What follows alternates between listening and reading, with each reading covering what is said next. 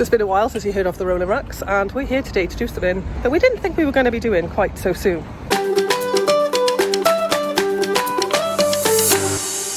We've had a bit of time off, as you know. We've had the A-class, we've been travelling, and no one's seen us since France in July. The third one's off the street. We're going to go and look at a new van. If you can make out that yellow van there, but that's ours. It's got the receipt, it's paid for. Let's go and check it out. It's just a few bits that needed to be sorted on this van before we take it away. Same with any van, there's always going to be little niggles. This wasn't anything major, this was just a little bonnet catch. So simple job really. The sliding door, when you pull it, it wouldn't stay, so they're like the lock mechanism. So the boys have just been up at the garage there just getting that fixed up for us, ready to go. So when we get back to the unit, I'll get Stu on here and he can tell you all about it and what our plans are for it and why we've even changed and why we've decided to go back down the whole campervan route and all of that. Now, if you followed us for a while, you'll know this is probably like our third, maybe fourth van now.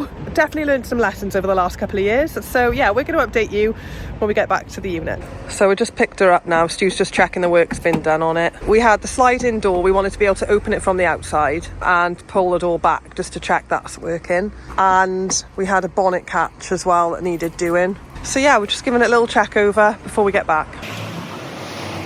Now, I know you're all looking at this and thinking yellow. You can't see us going around in a yellow van. We are actually going to book it in and get it resprayed. It's not going to be yellow for long. So what you'll notice on these vans is they've got like a little flip up passenger seat. We are going to get that changed to a single cab seat in the front. But what's really good about it is the floor's intact. So when we do put the seat in, we haven't had to change from a double to a single. So we haven't got that gap there. So I think it looks really clean.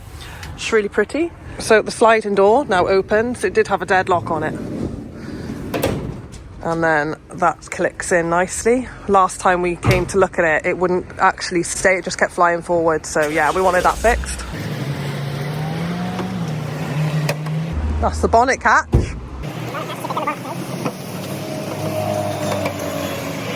Oh, look at that. It's a little tiddler. I thought it would have been one of those air pressure type ones. Nice, but you did say a nice clean engine. It does look very, very sparkly. It's a very clean engine. Perfect. Lovely. Right. Are we ready to go? Yes. Back at the unit, and first job now is to get inside and have a look at the state of it. So we've got this big security door thing that needs to come out. So you can see the cab's nice and clean. And then this back area here, we've got loads of racking. This all needs to come out, so we're not planning to keep any of this. And all this plastic boarding will come out at the back. Yeah, we're probably going to pull up the floor as well and put a new one down. And then on the ceiling here, then we're going to get that sorted as well. But the job for me is getting all this racking on, ripping up the floor, giving the place a really good clean. Although it's really not in a bad condition at all. It's really, really nice. Our crafter was in a lot worse state than this. I'm looking forward to it. Obviously, everything's got to be stripped back bare before we can do anything at all. So I'm going to get started on that straight away because, you know, we want to get on the road. We want to get back travelling. Once we've pulled everything out of here, I'll get Stu to come and explain to you what the plan is for this van, what the layout's going to look like and how long it's likely going to take to get converted. Because obviously we're going to be doing this project now on the side of our usual day job. Let's get going.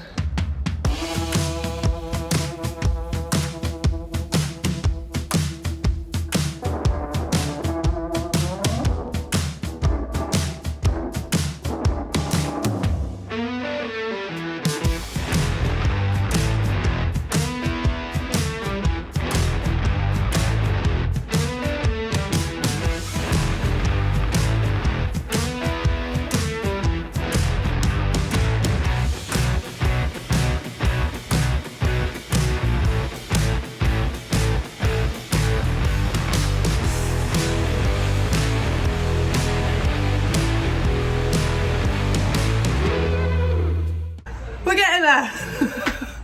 It's been a tough afternoon, but we're getting there. Those aluminium things proper riveted in, so that was a bit of a challenge to get out, but I won't let it beat me.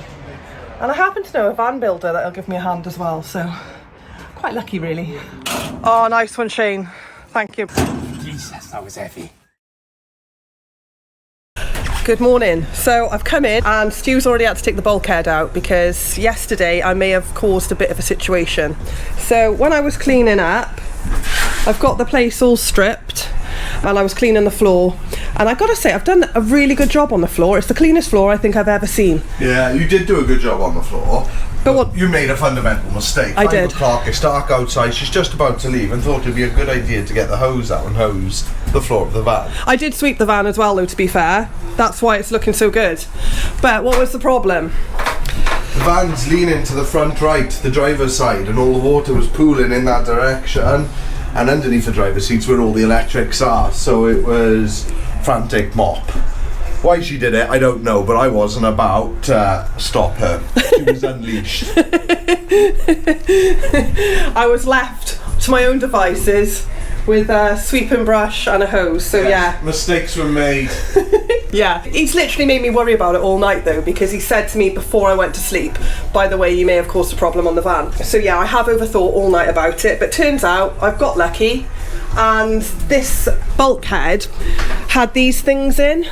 So that's obviously stopped the water getting to all the electrical bits. But as you can see, I've got quite a bit of mess there to clean up. Quite a few tools are lying around, so I'm going to get those put away. And then the next job is to get some insulation done. Now, we're not going with PIR on this van at all. We're going to be using thermal fleece lining. It's going to be my first time doing that on the ceiling. We're going to get some sticky adhesive on it as well, because even though the thermal lining's got stickiness on it, because we visit a lot of hot countries, it can pull away from the walls. So we're going to use some like carpet adhesive, because that's temperature controlled. I'm also going to do some sound deadening. Now, we're not going to sound deaden the ceiling because we quite like to listen to the rain. Everywhere else will get done. Isn't it, love? Yeah, why not? I will get him on the camera today to tell you what is the plan for this van, because I think yesterday I surprised him, because I did do quite a lot. I even, when I got the children from school and came back to work to finish off the job that I had started, hence why I was hosing it down at 5 o'clock last night. So yeah, lesson learned there. Don't hose out the van, especially if it's leaning to one side. But our last van, in my defence, had one of them steps behind the seating area at the front, which meant then you're pretty protected. So yeah, check that out. If you get a Sprinter, don't hose it, unless you lean into the back. Well, you know what you're doing. That's not very nice. Let's get this all cleaned up first. I'll get these wheel arches sound deadened and treated, and then thermofleece line, I think. Let's get cracking.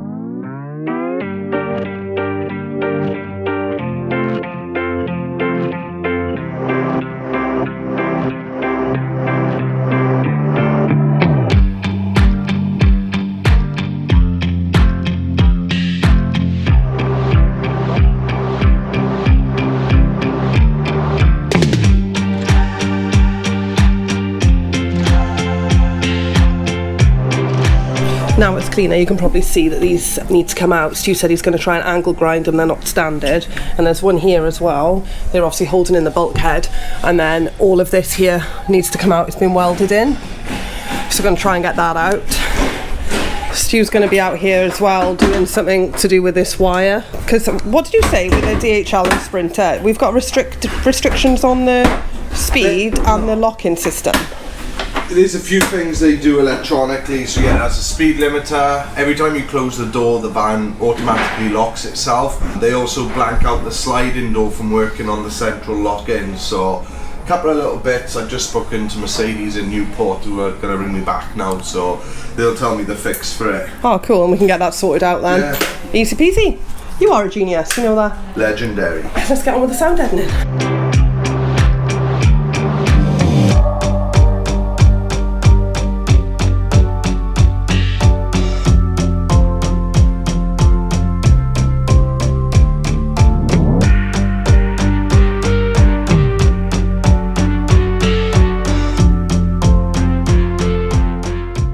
So that's the sound deadening done, well for now anyway, because I did say earlier in the video that we weren't going to bother with the ceiling, but Stu has since corrected me and said yes, we are actually doing it. He wants to do the max fan and the air conditioning unit first, and then obviously check it for leaks and all of that stuff before I do any more on the ceiling. So for now I've just done the top sections and obviously where we're not having windows. Red oxide's gone down. I have gone a bit over the top with it, but I do think, you know, around the seams and stuff, and around wheel arches, you know, you're going to have rust prone spots, so may as well just put a bit extra on there. And then we had racking on, so I've done all the screw work where the racking was.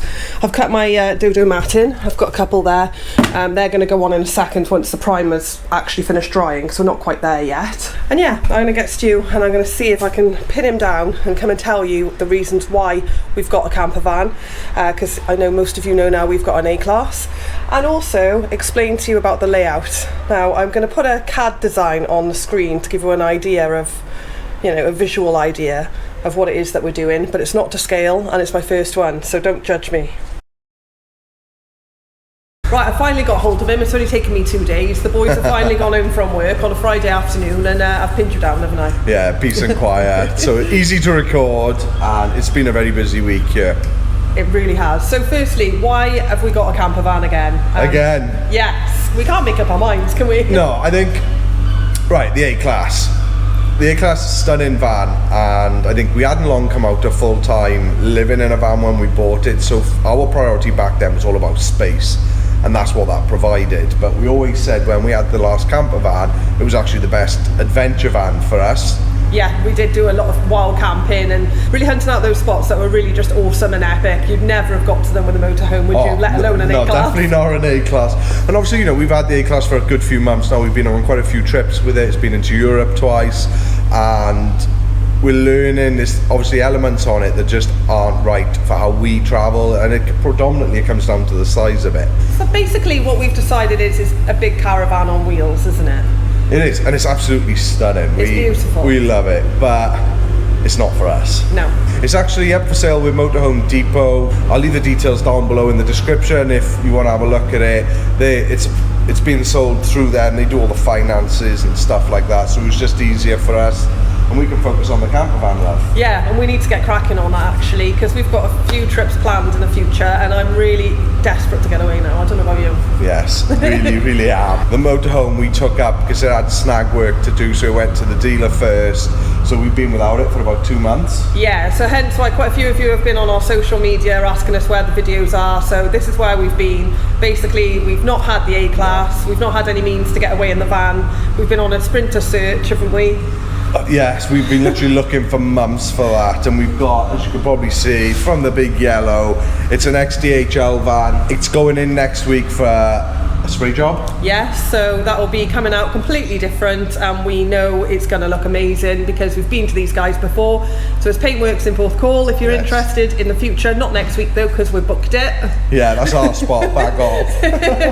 But yeah, she'll be a different colour then. She will, and yeah, Conrad at Paintworks has always looked after us, and to be fair, we've got friends like Steve Radford taking his motorhome there, we took ours there. His booth is big enough to do motorhomes, vans, and it's not many of them that can do that. No, there's not, and he's very reliable as well. So yeah, on that note though, shall we tell them about the layout? Well, potentially layout. Yes, we've got 2 layouts, so let's go talk layout.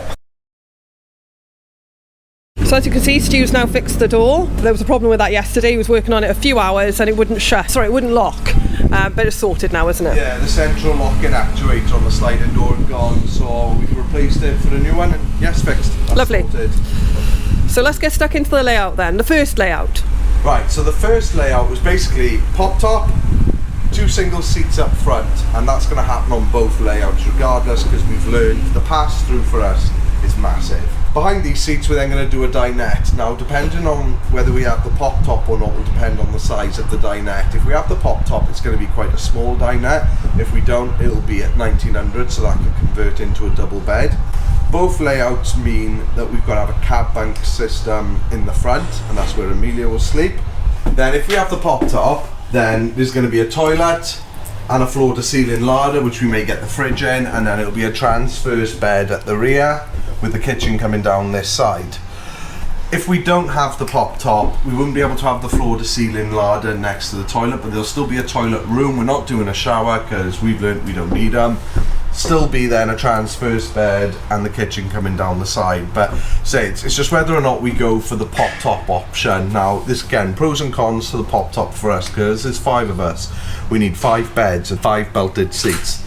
So it'd be good to have it because it takes care of 2 of the berths that we need. But say there are negatives, you know, we do camp all year round and we like to go to cold places, like we go to Scotland quite often.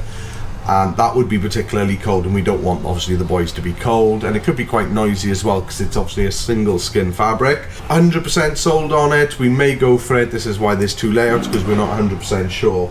I think the more likely layout will be doing the dinette and making that so it can go into a double bed for the boys, and then Emilia will be in the cab on a cab bunk system, and then we will have the transverse bed back here. Didn't we once speak about Emilia potentially going under the transverse bed on a single? So a couple of things we actually learned from the crafter was that firstly the loss of the garage. Depending on how long you've watched us for, when we did the crafter we did double bunk beds at the back, so me and Charles were on top and the kids were all on the bottom, and they had 3 individual pods.